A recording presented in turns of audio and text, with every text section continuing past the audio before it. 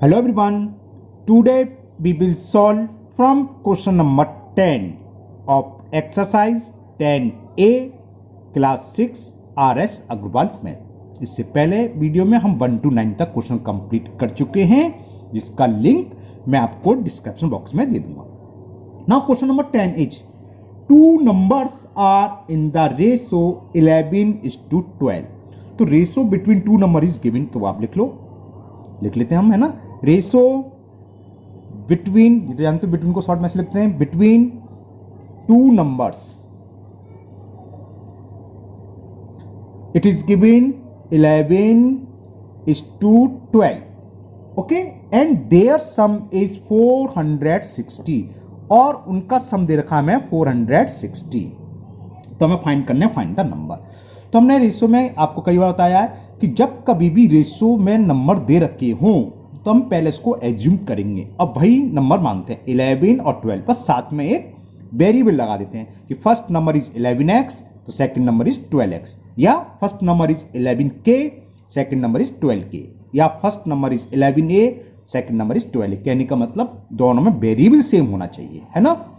Variable क्या लगाना है, इट इज योर चॉइस, आपको जो पसंद हो वो लगा सकते हो, ये नहीं कि एक्स ही लिखना जरूरी है, कोई कंपलसरी नहीं होता है। ओके, तो सबसे पहले भी करें, लेट नंबर्स आर, दो नंबर्स हैं तो हमने मान ली कौन कौन से नंबर्स आर। फर्स्ट मान लिया 11x एंड 12x, बहुत सिंपल सा क्वेश्चन है। अकॉर्डिंग टू क्वेश्चन उनका सम दे रखा है दोनों नंबर का, यानी कि 11x प्लस 12x की वैल्यू दे रखी है, और ये कितनी दे रखी है 460।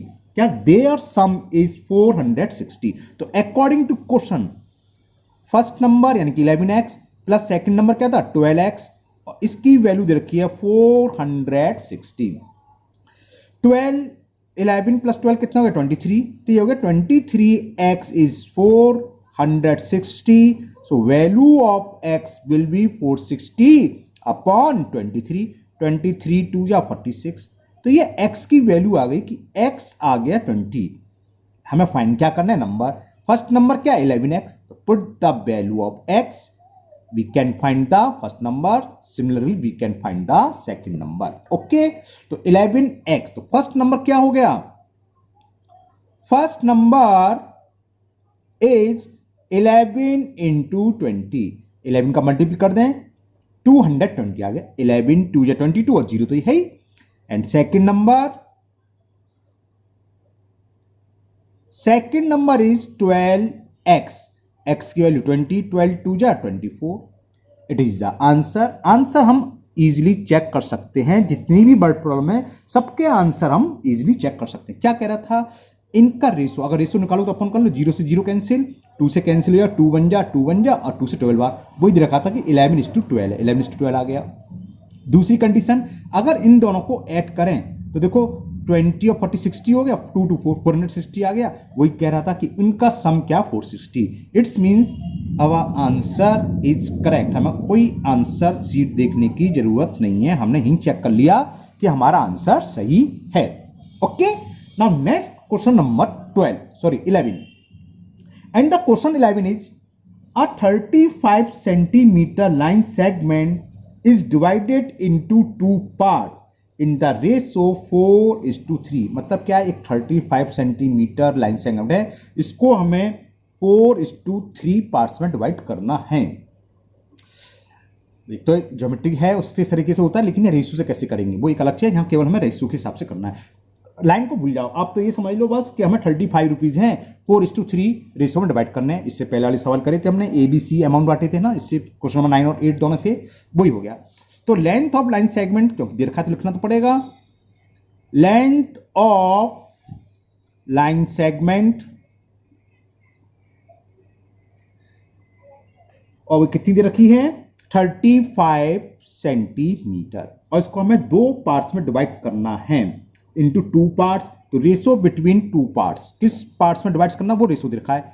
रेशो बिटवीन को हमने बताया था, ऐसे लिखते शॉर्ट में, between two parts that is given equal 4:3।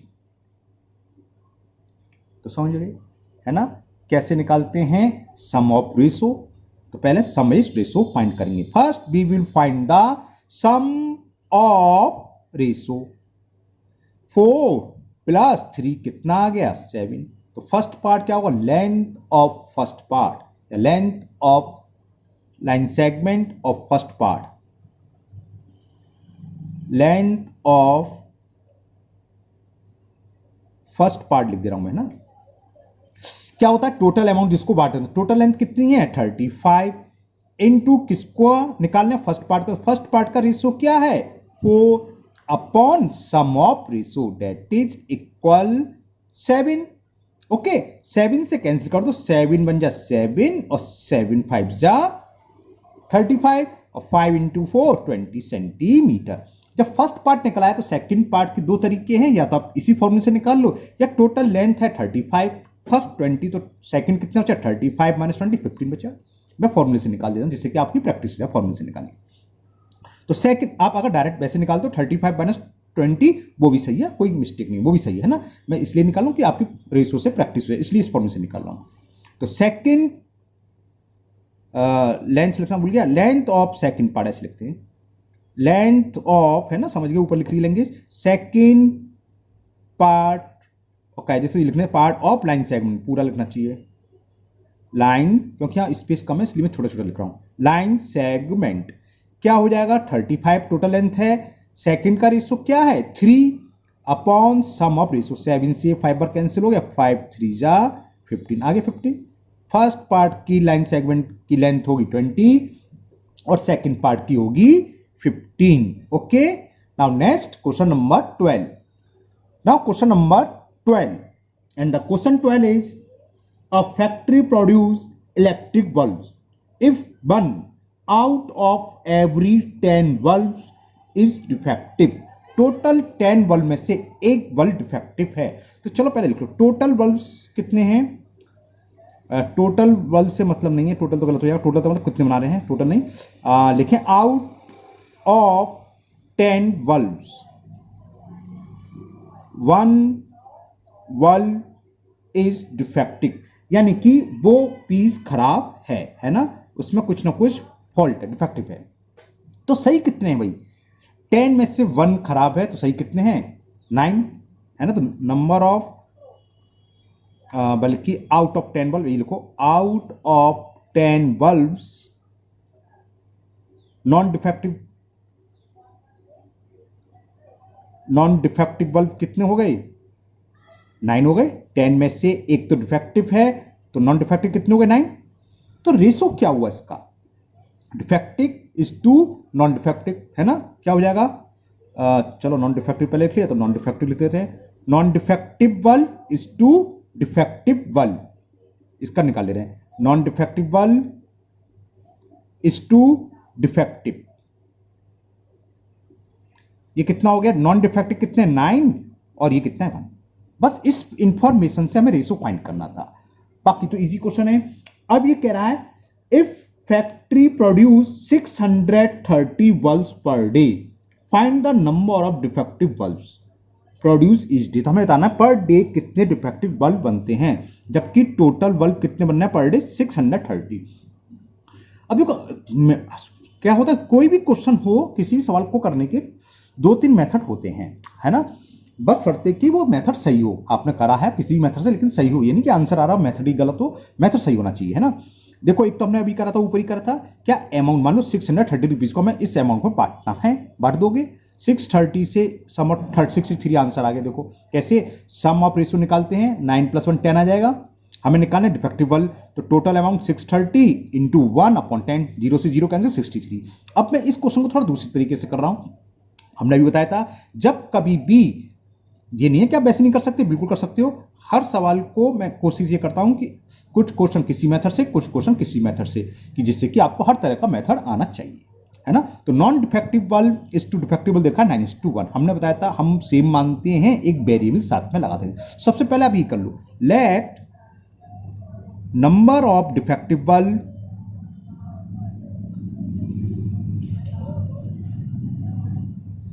अच्छे से मानने में गलती मत कर देना, मैंने डिफेक्टिव बाद में लिख रहा है ना, तो डिफेक्टिव वाला होगा 1x, और 1x को हम क्या मानते हैं x, हमने मान लिया x बल्ब डिफेक्टिव हैं, तो नॉन डिफेक्टिव क्या होंगे एंड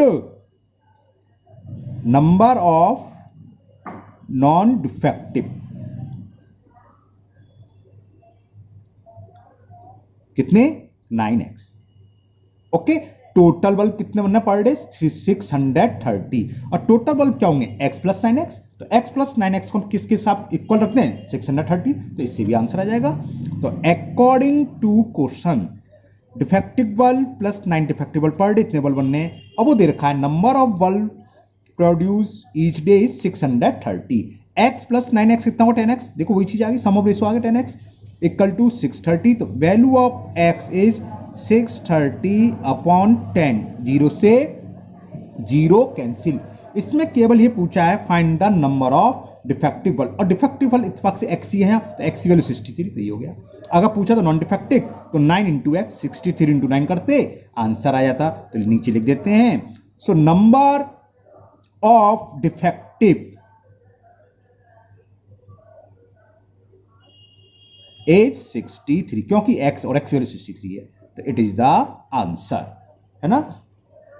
मेरी पूरी कोशिश होती है इजी से इजी लैंग्वेज में, और अगर 2-3 मेथड हो तो हर सवाल को 1 या 2 मेथड से कर दूं। हर सवाल को नहीं, मतलब कुछ कुछ सवाल किसी मेथड से, कुछ सवाल किसी मेथड से, जिससे कि आपको हर तरह का मेथड आ जाए। अगर फिर भी आपको अगर कोई प्रॉब्लम है, कोई क्वेश्चन नहीं समझ में आया हो कि आप चाहते हैं अलग मेथड से, तो आप कमेंट बॉक्स में कमेंट कर दो, एक वीडियो में उसी सवाल की स्पेशल बना के अलग मेथड से भी डाल दूंगा, है ना। कुल मिलाकर आपको समझ में आना चाहिए अच्छे से, क्योंकि मैथ अच्छी है, एक समझ में आ गई तो बहुत इंटरेस्ट आता है, और समझ में नहीं आई तो फिर बड़ी गुस्सा लगती है। कोई भी टॉपिक हो, मैसी मतलब नहीं, अगर आपको समझ में नहीं आता तो बोरियत सी लगती है।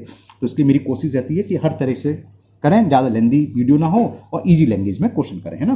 फिर भी कोई डाउट हो तो आप बेझिझक कमेंट बॉक्स में कमेंट करिए, आपकी प्रॉब्लम दूर कर जाएगी। चलिए नम next question number 13। Now question number 13, and the question 13 is find the ratio of the price of a pencil, एक पेंसिल का प्राइस का, है ना, to that of a ball pen if pencil cost ₹96 per score and ball pen cost ₹50 per dozen. पर dozen तो जानते जाते लोग, यानी कि 12 ज्यादा करके सभी जानते हैं, है ना। 12 पेन की कॉस्ट दे रखी है ₹50 और पर स्कोर, एक स्कोर पेंसिल की कॉस्ट है 96। तो सिंपल सी बात है, एक एक पेन की निकालने, एक पेंसिल की डिवाइड कर देंगे, रेशो निकलाएगा। अब ये स्कोर क्या होता है, कुछ लोगों को पता होता है, ज्यादातर स्टूडेंट्स को नहीं पता होता है। देखो स्कोर होता है 20 का, जैसे डजन में होते हैं 12, इसी तरह स्कोर में होते हैं 20 पेंसिल का मतलब 1 स्कोर, है ना। 100 पेंसिल का मतलब 5 स्कोर, समझ गए। 20 का पेयर कहलाता है, पेयर गलत बोल गया, 20 का ग्रुप कहलाता है 1 स्कोर। तब तक क्लियर हो गया। तो कॉस्ट ऑफ 20 पेंसिल दे रखी है, जो 1 स्कोर का मतलब 20 पेंसिल, तो इजी हो गया। अब तो हमें 1 पेंसिल की कॉस्ट निकालनी है, 1 पेन का कॉस्ट निकालना है, और दोनों को डिवाइड कर देना है, उनके बीच में रेशो निकल आएगा। तो चलिए करते हैं, जो जो दे रखा है लिखते हैं। क्या दे रखा था, the cost of pencil 96 per score, तो ये लिखिए आप, कॉस्ट ऑफ 1 स्कोर ब्रैकेट में लिख दिया 20, यानी कि 1 स्कोर मतलब 20 पेंसिल, है ना। It is given ₹96। सो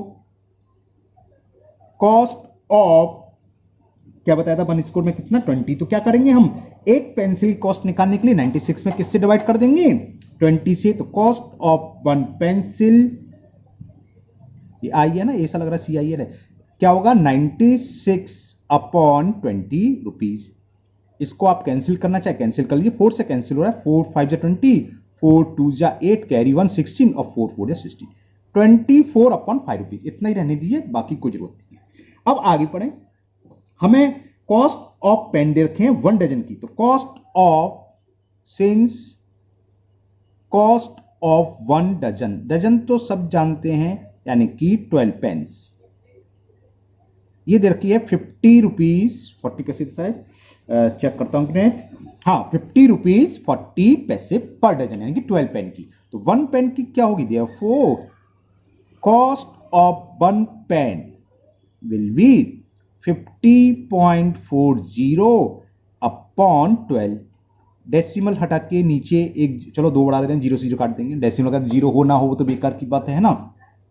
इसको थोड़ा सॉल्व कर लें, 4 से कैंसिल हो रहा है, 4 3 जा 12, 0 4 से कैंसिल हो जाएगा, 4 1 जा 4, कैरी 1 तो 10 हो गया, 4 2 जा 8, 2 बचा 24, 4 6 जा, और 2 से हो रहा है 3 से हो जाएगा 6 2, हाँ 3 से कर दे रहे हैं, 3 1 जा 3 2 जा, 3 4 जा 3 2 जा, और भी हो रहा है 2 से 21/5, ठीक है ना, 2 से काट दिया 2 5 जा 2, तो ये कॉस्ट ऑफ 1 पेन निकला है। तो हमें जब रेशो के सवाल होते हैं ये विषय ध्यान रखना, पहले क्या लिखा है वही लिखोगे, दोबारा सुन लो, कह रहा find the ratio of the price of a pencil that of a ball pen, यानी कि पहले पेंसिल कॉस्ट लिखोगे बाद में पेन की, वरना आंसर रिवर्स हो जाएगा, आप गलत लिख दोगे, ये ध्यान रखना है ना, ये छोटी सी मिस्टेक स्टूडेंट्स कर देते हैं। तो लिखो cost of pencil, cost of a pencil is to cost of a pen. एक पेंसिल की कॉस्ट कितनी निकल के आई थी, 24/5, तो लिख लीजिए 24/5 इज टू पेन, पेन की आई है 21/5। ये थोड़ा इजी हो गया। इजी कैसे हो गया, डिनोमिनेटर सेम है तो कैसे कैंसिल होंगे, हम 5 से मल्टीपल कर रहे हैं, मल्टीप्लाई बाई 5, तो 5 से मल्टीपल करोगे, चलो मैं समझाने के लिए लिख देता हूं, इसकी कोई जरूरत नहीं स्टेप की, आप डायरेक्ट लिख सकते हो, लेकिन अगर किसी के समझ में नहीं आ रहा है इसलिए मैंने लिख दिया स्टेप। क्या होगा, 5 से 5 कैंसिल हो जाएगा, 5 से 5 कैंसिल, है ना। जब हमने रेशियो समझाया था उसमें प्रॉपर्टी बताई थी, रेशियो में हम किसी भी सेम नंबर से मल्टीपल कर सकते हैं और सेम नंबर से हम डिवाइड भी कर सकते हैं। तो 13 का आंसर आ गया 24:21। अब ये अगर किसी से कैंसिल, जैसे मल्टीपल कर डिवाइड कर सकते हो रहा है किससे, 3 से कैंसिल हो रहा है, 3 8 जा और 3 7 जा। हमने करा क्या, देखो यहां बता देता हूं मैं, यहां बता दे रहा हूं, हमने क्या करा, दोनों स्टेप में फर्स्ट टर्म में और सेकंड टर्म में क्या कर रहे हैं, हम 3 से डिवाइड कर रहे हैं। ये कोई जरूरत नहीं है, बिल्कुल भी जरूरत नहीं है, डायरेक्ट आप लिखोगे, ये मैंने समझा दिया वैसे। तो 3 से 24 8 बार कैंसिल और 3 से 21 7। अगर आप शो करते हैं अच्छी बात है, शो नहीं करते तब भी कोई बात नहीं, डायरेक्ट लिख सकते हो। तो आंसर, फाइनल आंसर हो गया 8:7। तो cost of pencil is to cost of a ball pen या पेन जो भी है 8:7। ये इसका रेशो फाइंड हो गया। Okay, now question number 14, and the question 14 is the ratio of the length of a field to its width is 5:3। पहले इतने लिख रहे हैं, हमें लेंथ इज टू विड्थ दे रखी है, लेंथ ऑफ विड्थ में रेशो गिवन है 5:3। Okay, find its length if its width is 42 meter. हमें विड्थ दे रखी है 42 मीटर, तो हमें लेंथ फाइंड करनी है। तो लेट, जब हमने बताया था जब रेशियो हो सेम मानते हैं, बस एक वेरिएबल लगा दे दोनों में सेम। तो लेट लेंथ क्या था, रेक्टेंगल है, क्या है, क्वेश्चन नंबर 14 कुछ नहीं, फील्ड है। Let length of field is 5x meter and width of field, मैंने मीटर क्यों लिख दिया, क्योंकि क्वेश्चन मीटर दे रखा है, वरना हम कुछ नहीं लिखते, यूनिट लिख देते हैं, 3x मीटर। क्लियर है। अब अकॉर्डिंग टू क्वेश्चन, हमें इस क्वेश्चन में विड्थ दे रखी है कि विड्थ इज 42 मीटर, और विड्थ क्या है 3x, यानी कि 3x इक्वल टू किसके होगा 42, यही तो विड्थ है। विड्थ दे रखी है हमें 42, यानी कि 3x की वैल्यू किसके इक्वल है 42। समझ में आ गया आपको शायद, है ना, x की वैल्यू निकलाएगी, इसमें पुट कर देंगे, लेंथ आ जाएगी। So value of x will be 42/3, नीचे आ जाएगा, क्रॉस मल्टीप्लिकेशन से बोलते हैं, 3 1 जा 3 1 जा 3 4 जा 14 3 जा 42 होते हैं। तो x की वैल्यू आ गई 14। पूछा था find the length of the field, तो लेंथ ऑफ द फील्ड क्या हो जाएगा, length of the field is 5x, यानी 5x थी कि length of the field 5x, x की वैल्यू पुट कर दो, the value of x is 14, तो 14 5 जा 70 meter. It is the answer, length of field will be 70 meter. Okay, clear. Next question, question number 15, and the question 15 is the ratio of income to saving of a family is given 7:6। तो पहले लिखने किस किस की ratio दे रखा है, income is to saving, तो लिख लेते हैं income is to saving, it is given 11:2। इसका मतलब क्या है, अगर 11 रुपए इनकम है तो 2 रुपए सेविंग है, अगर 22 रुपीज इनकम है तो 4 रुपए सेविंग है। ये नहीं कि 11 रुपए इनकम है, कट फिट के सिंपलेस्ट फॉर्म ये आएगी, इसका मतलब ये होता है। अब सुनिए, फाइंड द एक्सपेंडिचर, इसका हमें खर्च निकालना है। इफ द सेविंग इज 1520, ऊपर की तरह दोनों को एक्स मानना है, सेविंग को सेविंग के इक्वल रख देंगे। तो सबसे पहले वो लिखते हैं, let income is 11x rupees और saving 2x rupees and saving is equal to ₹2x। अब हमें दे क्या रखा है ये सुन लीजिए, find the expenditure if the saving, तो सेविंग कितनी है 2x, इसकी वैल्यू दे रखी है। तो according to question the saving is, यानी कि 2x इज किसके इक्वल है, ₹1520 और सेविंग 2x है, तो 2x की वैल्यू तो ये होगी। क्लियर, समझ में आ गया ना, करें आगे। तो x की वैल्यू निकाल लो उससे, तो x is equal 1520 upon 2 divided 2 से कैंसिल कर दें, 2 7 जा 14, 2 6 जा 12, 0। तो ये x की वैल्यू आ गई 760, ये तो x की वैल्यू है। पूछा उसका खर्च निकालो, खर्च कैसे निकालेंगे, इनकम में से सेविंग को सब्ट्रैक्ट कर दें, है ना। तो इनकम में से सेविंग सब्ट्रैक्ट करें, 11 में से 2 गया 9x और x के लिए पुट कर देंगे, आंसर आ जाएगा, है ना। चलिए निकालते हैं। तो एक्सपेंडिचर क्या होगा, इनकम माइनस सेविंग। इनकम कितनी थी 11x, सेविंग कितनी है 2x, 11 में से 2x सब्ट्रैक्ट करोगे तो 9x रुपीज और x की वैल्यू आई थी 760, वैल्यू पुट कर दो, आंसर आ जाएगा 9 × 760। तो इतना खर्च हो गया उस फैमिली का।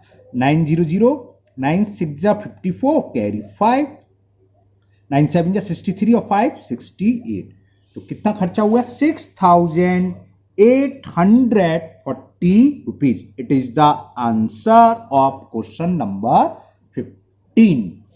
Okay, now next question number 16 and the question 16 is, सुनिए आप ध्यान से, listen carefully. Question 16, the ratio of income to expenditure, ऊपर की तरह ही है, दे रखा है 7:6, तो लिख लो इनकम, वहां इनकम इज टू सेविंग दे रखा था या खर्च में दे रखा है, और it is given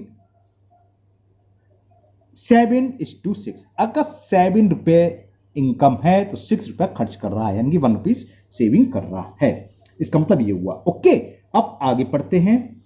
find the saving, saving पूछी है तो पहले तो वही, पहले तो x लगा के, कांस्टेंट लगा के, वेरिएबल लगा के मान लें। तो let income is equal ₹7x and जो खर्चा है इसका एक्सपेंडिचर हो रहा है, कितना हो रहा है